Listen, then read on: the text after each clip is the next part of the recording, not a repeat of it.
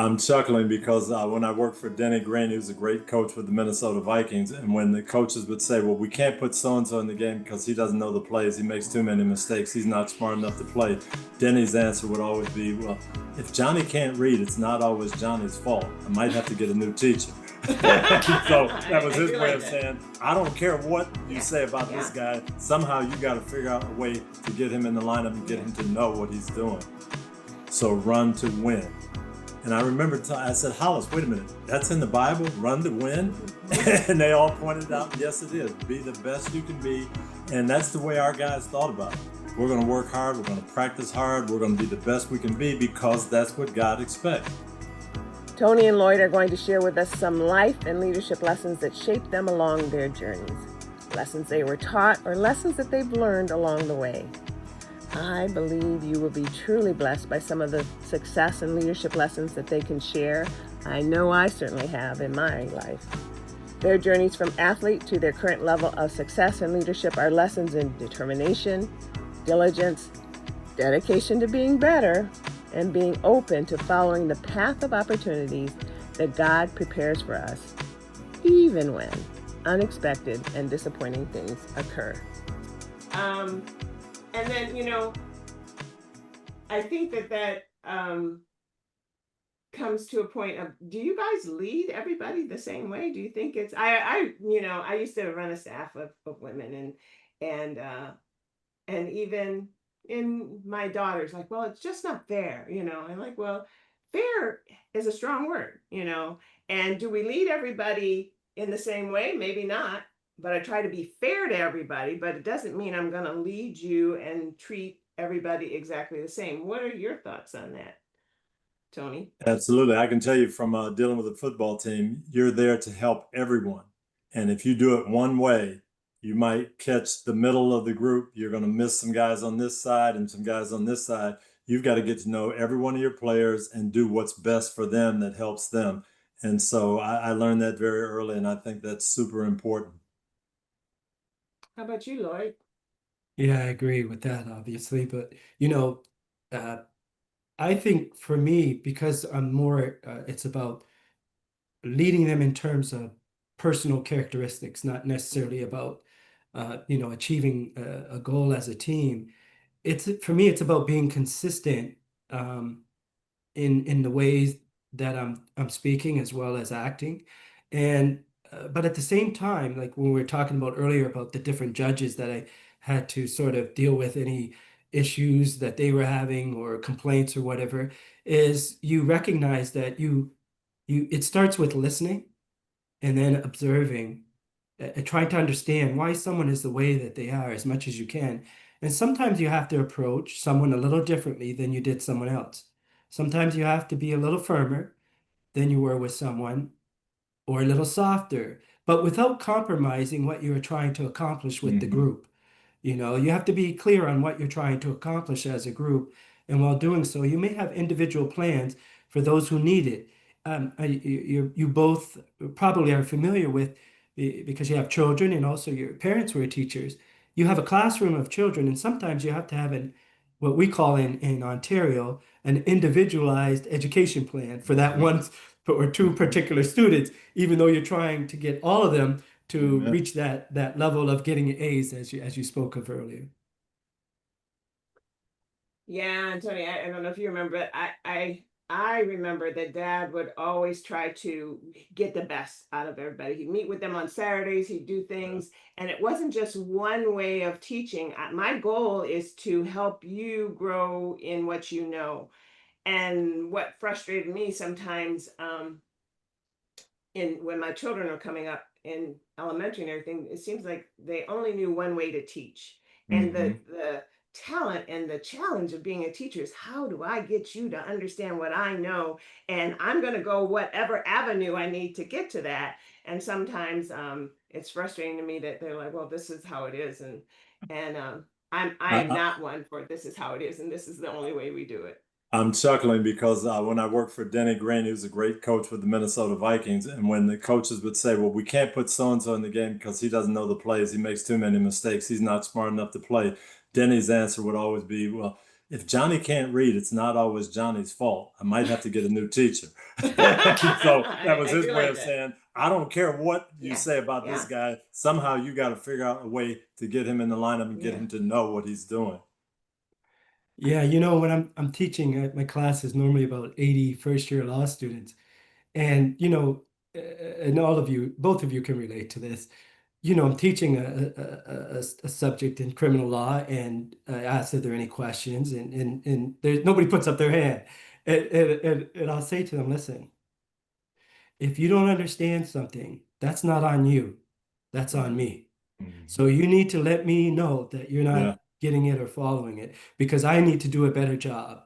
It's not on me. I said, my goal is to try to get you guys to get the best mark you can get in this class. I'm not trying to trick you or fool you. So it's on me. If you walk away not understanding something, that's on me. So yeah, that's as you pointed out, Coach Green said the right thing. Yeah, I like that concept. I tell the medical students, I'm going to ask you questions because I just want to see how you think. I don't care what really the answer you give me, I care how you think. And I don't expect you to know all the answers because why would there be 4 years of medical school and then another 4 years of residency if you're supposed to know the answers today? So, and when somebody asks you a question, all you're saying is, I don't know, I don't know. I said, no, you really know a lot more than you do know. So I'm going Mhm. to keep asking the questions till we get to the right answer or what I think is right answer. And then you know what? I don't know all the answers. I Yeah. might be wrong, but we're going to get to something. So all I care about critical thinking skills, and I think we lack that a lot that I'm seeing in our young people. But I think that's preferably getting better for my daughters to be able to do that in what they do. I know you both have had um, criticisms thrown at you probably in your fields about what you do, certainly judgments you made or plays or wins or losses, etc. How do you handle criticism and confrontation? Start with you, Lloyd. Yeah, of course, I try to remind my own children and the people that I teach or lead, I'm not what you see today is not who I was 30 years ago or 20 years ago, or even 10 years ago. So it's a process. When I first started out, criticism was hard for me to take because you're trying so hard to do things right, and for someone to be critical of you, it hurts. So I understand that feeling, and it wasn't, I don't know when I finally it settled in, but at some point it has settled in that no matter what you do in life, people Amen. are going to have an opinion about you. So you might as well do it your way and live with the results. And and then my so much of what I do and what I am is about my Christianity. And so I, remind myself over and over again that if you let yourself get caught up in others' opinions about the decisions you make, you're forgetting that God's viewpoint is the only one that matters. And so, that's how I try and deal with criticism. And, of course, my ears are open to listening because maybe they have a point. Mm-hmm. Maybe they have a Mm-hmm. point. Mm-hmm. But in Mm-hmm. my job as a judge, I can tell you that the Listen. criticism most people have is because they don't understand the role of a judge. And unless they have time for me to sit down with them and explain everything, it's what in Proverbs, I think it's chapter 15, a soft answer. So Yeah. a soft answer turns Kindness, away Turns away right, wrath, right, but wrath. right. harsh words stir up anger. So you try to remain calm and answer softly and sort of not get upset because it's just a lack of understanding or a lack of knowledge that they might have that criticism. Yeah. Now, I always thought that you evaluate criticism. That's the first thing you have to do. Don't take it personal. Don't get your feelings hurt. Evaluate it. Is it valid? Or if it's valid, then okay, let me look at this and do something about it. If it's not valid, don't even worry about it. And so evaluating the criticism to me is the first thing to do.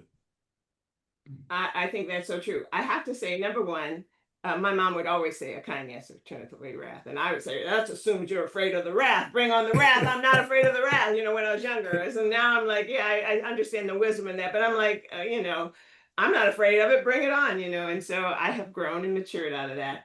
But I will tell you, in the medical field, there's always, you have bad outcomes. And I tell people, I tell the residents, I tell myself when I was younger, all you can do is the best you can do.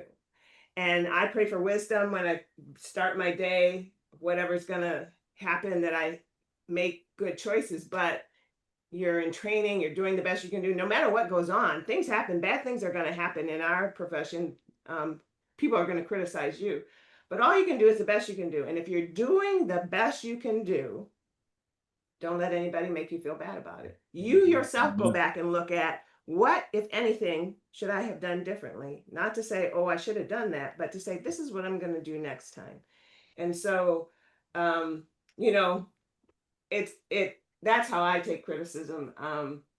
And if you were all there and knew everything I was going on and had to make the decision, this is what I made with what I was doing at the time. So, and I think learned that probably from watching sports growing up and saying, yeah, this is the decision I made at the time. I thought it was the best and I'm going to look at it. I tell people all good teams review the films, even if they won the game. Not to say what they should have done, but what are we going to do differently next time? Even if they won the game, because we want to go, to the Super Bowl. So we want to be the best we can be. But not to say, oh, you should have done this. That made me think of something that anything that you thought was critically important in your younger career that you now feel like, or even in high school or college, that you would say to somebody, advice to your younger self that you thought was critically important that now you see maybe a little differently? Yeah, I can, you touched on it a few minutes ago, Lauren, about you don't need to be perfect. Amen. You don't need to be great every day. It's okay to struggle. My younger self in college, again, or university, I'm playing sports, whether it was baseball or football. And so you're trying so hard to be perfect on every assignment and every day, and when it doesn't go right or whatever, you can really beat yourself up. And that's what I would tell my younger self or any other young person coming along, is that you don't need to be great every day. It's okay. It's going to be okay. You'll be okay if you don't go 4 for 4, or if you give up the game-winning run, or the game-winning touchdown, because I played safety. You're going to be okay. You're going to be okay because you're more than what you do or how you perform on the field. You're more than that. Your identity is bigger than your achievements. And who you are is not tied to what you do. That's what I would tell my younger self. And I would tell them also that a life of service is the only thing really worth living, that you're going to learn that you're going to get so much more uh, good feelings and feel like you've done something with your life if you're looking to help other people achieve things rather than yourself. Yeah, and I would go along those lines. Be who you are, and know what's important. Don't chase the unimportant things. Deep. Okay. Well, I'd just like to end on just some quotes that I know that have sometimes been in our families' lives and what that means to you.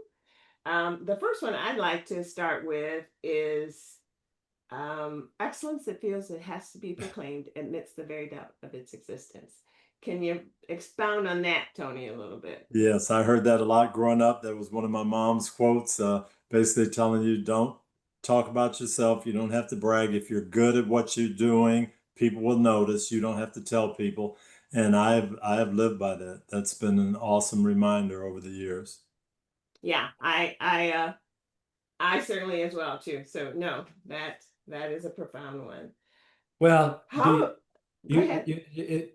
Just Tony saying that, what your mom, Cleo, was saying, wasn't she really quoting the scripture about I think it's in Proverbs, let another praise you and not your own mouth, your own right? mouth. Yes. Yeah. And I have to laugh. Growing up, I didn't know if it came from Shakespeare or the Bible. Right. But it was I thought it was a combination of both. Yeah. And then, you know, as you grow more and say, you're like, oh yeah, that's what has a concept in that, but it wasn't exactly like that. But yeah, like to thine own self be true and other things. I mean, and a person is known by the company they keep and all those things. I Yeah, was like, yeah, oh my goodness, all these concepts. Yeah, I had to laugh. A lot of things I thought were Shakespeare ended up, I Yeah. guess, maybe a little bit The Shakespeare, but Bible. the the Bible, Bible. yeah. That's right. That's right. Yeah. Um, what about now? This is my favorite, one of my favorites.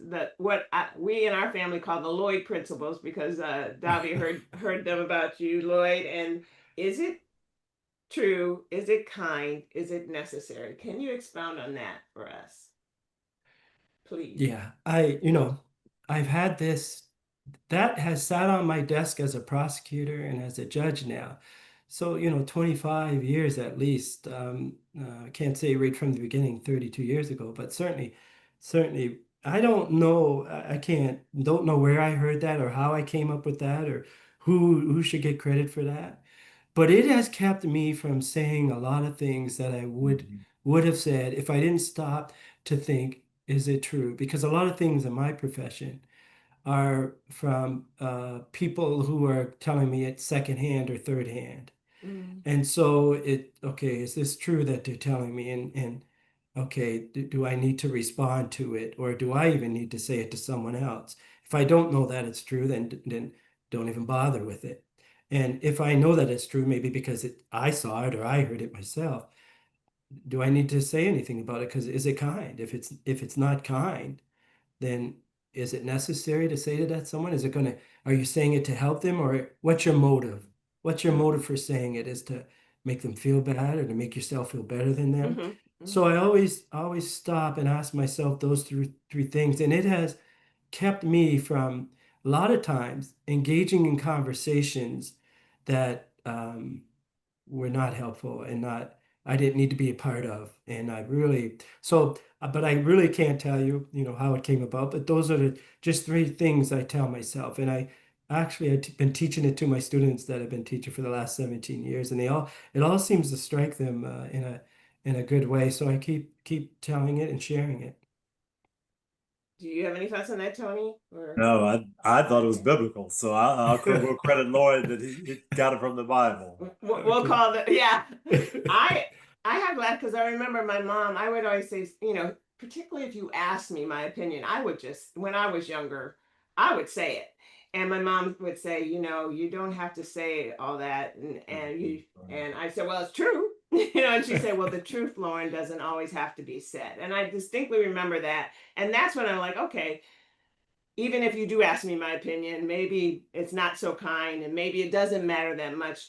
But then we're all in leadership roles too. And sometimes you do have to say things Yeah, that are not kind, sometimes Yeah, it's necessary. Yeah, that's right. necessary. That's right. That's And I right. sometimes it's think, necessary. yeah, that's Yeah. what I love about that. That's what I love about the Lloyd principles, as we call them in our house. Well, one thing I do, when someone is asking me for my opinion, I try to pause and say, now, why are they asking me for my opinion? Is it because they're looking for some help or assistance, or is it because it's this, rumor, just gossip? Mm, So, that's one of the other things I say to myself. And because, okay, if they want my opinion because it's for a helpful purpose, then, I'll give you my opinion. Mhm. and sometimes you have to say things, both my daughters are sort of younger going into leadership skills. And sometimes you have to say things. You're leading people. I will tell you, my older daughter likes everybody to get along and everybody to be happy. And and sometimes you have to say things. It's Yeah, necessary. Maybe there's Yeah. a that's right. kinder way you can say it, but you can't make it so soft and so kind that the point doesn't get across and that the behavior or whatever you need to change doesn't change. But you don't have to be mean and rude about it. This is what we need. Yeah. This is what we expect, and this is what we need to do. And to make it clear and not make it so foggy because you're trying to not be Yeah. hurtful that the message doesn't get through. And I think that particularly maybe for women more than men, my younger daughter maybe not doesn't have that problem, but my older one likes everybody to get along. Davia Yeah. likes for everybody to be treated fairly, and she will, she'll approach you if you feel like you didn't treat that person fairly and stand up more so than for herself. But whereas my older daughter, Danae, wants wants everybody to get along. They're both great in what they do, but I think that's a lesson. And those principles are good to sort of go through and say, yeah, I do need to say it. Maybe there's a nicer way I can say it, or a kinder way, but the point needs to get across of what I'm saying. You don't have to be mean. I just have a few more. One was, Well, I actually have to leave because I got to pick up kids. So oh, okay. you Okay. guys want to continue on with? Okay. We got, I'll do one more and then we'll go. Okay. So here's what I'm going to say. Never let your opponent know you're upset, because I learned that from you.